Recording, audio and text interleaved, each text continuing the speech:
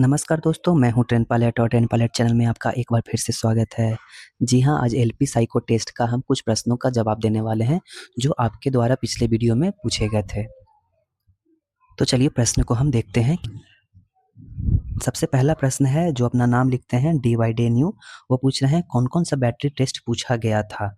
तो मैं उन्हें बता दूं कि सबसे पहला जो टेस्ट पूछा गया था, ये पूछा गया था आपका मेमोरी से, जो कि है ट्रैक मेमोरी। ठीक है। दूसरा जो टेस्ट पूछा गया था, वो पूछा गया था आपका वॉच टेबल टेस्ट से पूछा गया था। ठीक है। तीसरा जो आपका पूछा गया था, वो पूछा गया था ब्रिक्स से। ठीक है। चौथा जो पूछा गया था, प्लेसमेंट फिगर से पूछा गया था, प्लेसमेंट फिगर। ठीक है। पांचवा जो पूछा गया था, वो हेक्सागोन सेम फिगर से पूछा गया था। ठीक है। ये आपके 2018 में पूछे गए टॉपिक थे, टेस्ट से पूछे गए टॉपिक थे। अब हम नेक्स्ट सवाल पे चलते हैं। वो सवाल है उनका कि ऋतिक मंडल का सवाल है कि दादा आपका एवरी बैटरी में एटीएम कितना कितना था, वीडियो बनाकर बता दीजिएगा।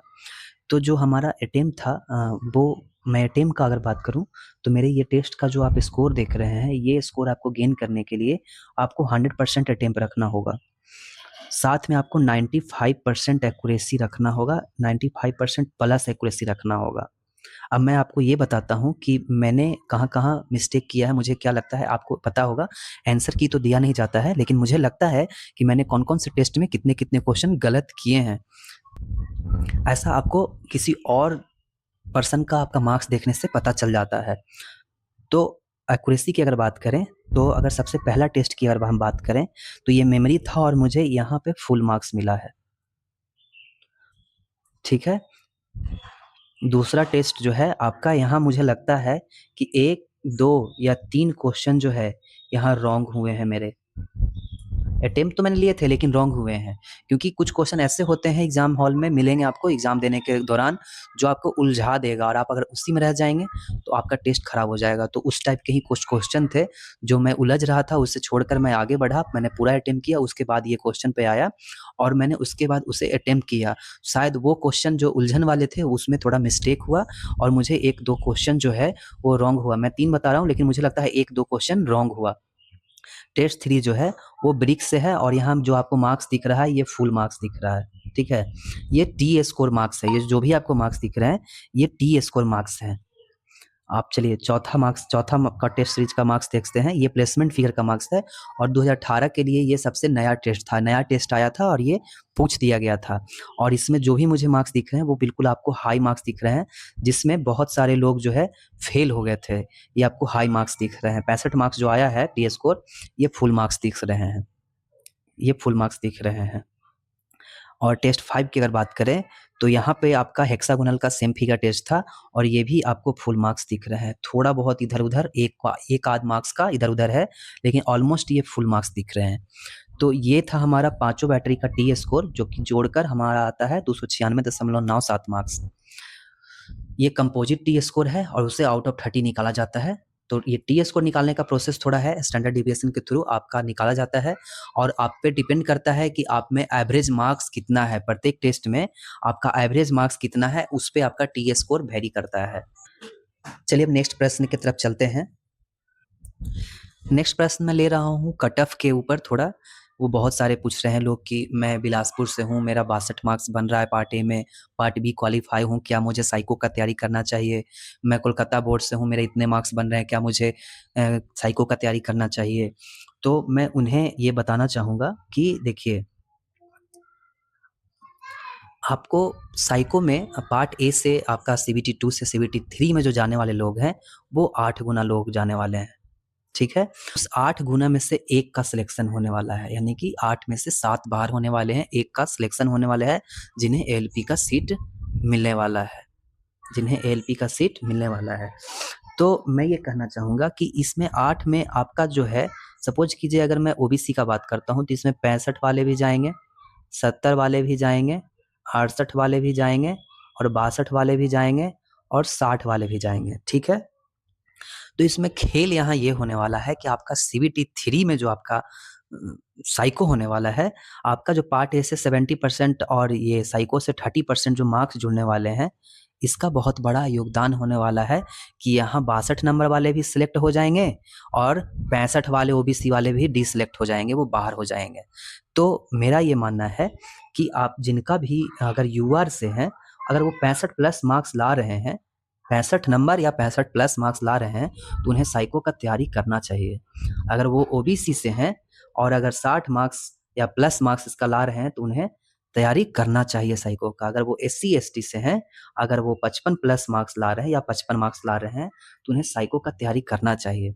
अब मैं ये इसलिए बोल रहा हूँ कि आइए एक छोटा सा एग्जाम्पल से मैं आपको बताता हूँ कि कैसे 72 नंबर वाला एग्जाम से बाहर हो जाएगा और 70 नंबर वाला सिलेक्ट हो जाएगा। मान लीजिए कि कोई एक बंदा है जिनका मार्क्स जो है वो 70 है और कोई दूसरा बंदा जो है जिनका मार्क्स जो है वो 72 है। ठीक है, 70 मार्क्स वाला का जो आपका 70% मार्क्स होता है, 70% मार्क्स होता है, वो होता है 49 मार्क्स। ठीक है, और 72 वाले का जो 70% मार्क्स होता है 50.4 मार्क्स। ठीक है, 70 वाला जो है वो साइको में मार्क्स लाता है 22.27, जो कि मैं अपना एग्जाम्पल ले रहा हूँ, अपना मार्क्स का एग्जाम्पल ले रहा हूँ। ठीक है, और जो 72 वाला है वो साइको में मार्क्स लाता है 20 मार्क्स। ठीक है, इनका जो फाइनल नंबर आएगा वो आएगा 71.27। ठीक है, और जो इनका नंबर आएगा वो 70.4 मार्क्स। यहाँ पर 70 वाले सिलेक्ट हो जाएंगे, 72 वाले एग्जाम से बाहर हो जाएंगे। तो मैं इसीलिए कह रहा हूँ कि साइको में कैसा रहने वाला है, यहाँ 80 नंबर भी फेल होने वाले हैं, 85 वाले भी फेल होने वाले हैं, 75 वाले भी फेल होने वाले हैं। मैं आपको बता दूं कि कम मार्क्स वाले ही ज़्यादा सिलेक्ट होते हैं। इसलिए आपका अगर जितना मार्क्स मैं बता रहा हूँ अगर उसके ऊपर है तो आप साइको का थोड़ा थोड़ा तैयारी करते रहिए। साथ में आप अपना साथ का एग्जाम कुछ और भी है, साथ देखते रहिए, क्योंकि आप 24 घंटा साइको तो लेकर बैठे नहीं रहेंगे। इसलिए आप साइको का भी तैयारी साथ में रखिए। ऐसा नहीं हो कि आपका साइको के लिए बुलावा आ जाए और आपने प्रिपरेशन नहीं कर रखा है, तो आप 10 दिन लास्ट 10 दिन में कैसे करेंगे। हो सकता हो कि आप वहाँ सिलेक्ट होने वाले थे, लेकिन आपका कम प्रैक्टिस की वजह से आप साइको में हाई मार्क्स गेन नहीं कर पाएंगे, जिस कारण से आप बाहर हो जाएंगे जहां आप सिलेक्ट हो सकते थे। इसलिए इस बात का खास ख्याल रखना है और थोड़ा थोड़ा साइको का तैयारी करते रहिए। दिन में 3 घंटे ही समय दे दीजिए उससे और आप धीरे धीरे लगे रहिए। चलिए अब नेक्स्ट सवाल की ओर चलते हैं। नेक्स्ट सवाल हम लेते हैं, पापुन राउत लिखते हैं कि सर कौन सा टेस्ट सीरीज एग्जाम जैसा फेल देगा, प्लीज बताइए। तो मैं अपना अगर बताऊं तो मैं 2018 में जब एग्जाम दे रहा था तो मैं उस वक्त टेक्स्ट बुक फॉलो करता था। ये पहला हुआ, और दूसरा फॉलो करता था स्मार्ट ऑनलाइन एग्जाम, ये दूसरा फॉलो करता था। ये 2 टेस्ट सीरीज है जो कि मुझे सही लगते थे। सबसे ज़्यादा मैं फॉलो स्मार्ट ऑनलाइन को करता था, जो मुझे बेहद एग्जाम जैसा थोड़ा थोड़ा लगता था। और चलिए नेक्स्ट सवाल लेते हैं। इंजीनियरिंग सुमित लिखते हैं कि फ्लोइंग डायरेक्शन टेस्ट में हिंदी और इंग्लिश दोनों लैंग्वेज में रहता है, मैंने डिफ़ॉल्ट लैंग्वेज इंग्लिश सेलेक्ट किया हूँ। जैसा कि मैं बता दूं कि जब मैं एग्ज़ाम दे रहा था तो मेरे एग्ज़ाम के दौरान हिंदी और इंग्लिश दोनों मुझे लैंग्वेज शो हो रहे थे। ठीक है, लेकिन मैं आपका जो एग्ज़ाम लैंग्वेज था फॉर्म भरने के दौरान मैंने हिंदी सेलेक्ट कर रखा था, लेकिन आप बता रहे हैं कि आपने डिफ़ॉल्ट लैंग्वेज इंग्लिश सेलेक्ट कर रखा है। तो जहाँ तक मुझे पता है कि अगर आप एग्ज़ाम लैंग्वेज हिंदी सेलेक्ट करते हैं, अगर आप एग्ज़ाम लैंग्वेज हिंदी सेलेक्ट करते हैं तो आपका हिंदी तो आएगा ही, ठीक है, साथ में आपका इंग्लिश भी आएगा। अगर आप एग्ज़ाम लैंग्वेज को बंगाली सेलेक्ट करते हैं तो बंगाली आएगा, साथ में आपका इंग्लिश आएगा। लेकिन आपने एग्ज़ाम लैंग्वेज इंग्लिश ही सिलेक्ट रखा है तो उस केस में आपका इंग्लिश ही सिर्फ आएगा। अगर एग्ज़ाम लैंग्वेज इंग्लिश सेलेक्ट किए हैं तो आपका CBT 1 CBT 2 भी इंग्लिश में ही हुआ होगा, तो शायद उस केस में साइको में भी ओनली आपका इंग्लिश शो होगा। एक क्वेश्चन लेते हैं जो अपना नाम लिखते हैं फैक्ट जी के। वो लिख रहे हैं कि 1i मेरा 6/9 चल जाएगा क्या, या फिर दोनों 6/6 होना चाहिए। तो मैं आपको बता दूं कि अगर 6/9 आपका एक आंख है, लेकिन अगर वो माइनर भी जस्ट 6/6 से जस्ट 6/9 हुआ है और आप 6/6 वाला जो लेटर है, जो आप 20 फीट की दूरी पर जो पढ़ाया जाता है आई टेस्ट के दौरान, अगर वो आप पढ़ लेंगे तो ही आपको मेडिकल में पास किया जाएगा, अन्यथा आपको मेडिकल में अनफिट कर दिया जाएगा। अगर आपका 6/6 नहीं है तो मेडिकल के दौरान आपको अनफिट कर दिया जाएगा। इस बात का आपको खास ध्यान रहना चाहिए। नेक्स्ट क्वेश्चन लेते हैं, जो लिखते हैं सर्वेश हिमेश नाम अपना लिखते हैं और लिख रहे हैं भाई स्पीड नहीं बन पा रहा है, कोई तरीका बताइए। तो मैं उन्हें बताना चाहूँगा कि मैंने एक छोटा सा एक वीडियो डाला है जिसमें मैंने एक इमेज शो किया हुआ है। वो इमेज में कुछ पिक्चर बने हुए हैं।